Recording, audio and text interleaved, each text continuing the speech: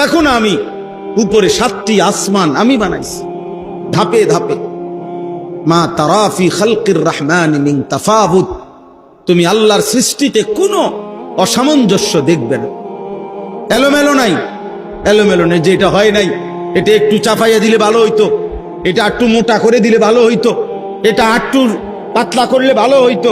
না না, আল্লাহ বলে তুমি আমার মাটির দিকে দেখো, বলো তো এখানে ত্রুটিটা কি।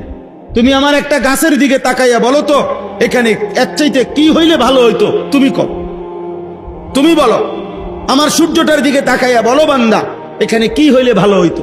বলেন, পৃথিবীতে কোনো বিজ্ঞানী, কোন গবেষক আজ পর্যন্ত আল্লাহর কোন সৃষ্টির ব্যাপারে এটা বলছে যে আকাশে এটা হইলে ভালো হইতো, মাটিতে এটা হইলে ভালো হইতো, বলতে পারছে ভাইয়া?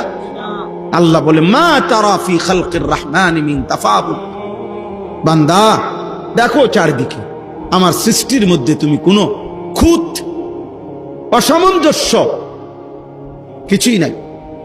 ফারজিল বাসার, আবার দেখো, প্রয়োজনে প্রয়োজনে বিরোধিতার নিয়তে দেখো, দোষ ধরবার নিয়তে দেখো, ভুল ধরবার নিয়তে দেখো। এই পৃথিবীর ইতিহাসে অসংখ্য ঘটনা আছে।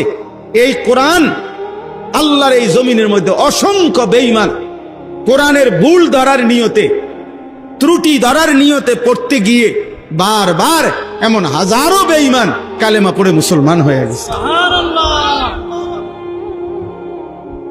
দোষ ধরতে গিয়ে, ভুল ধরতে গিয়ে। মাওলানা সাহেব আমার আগে লম্বা সময় কোরআনুল কারীমের উপরে বয়ান করছে, আমি তো অনেকটা শুনছি। এজন্য আল্লাহ তাআলা বলছে তুমি দেখো বান্দা, চারিদিকে দেখো।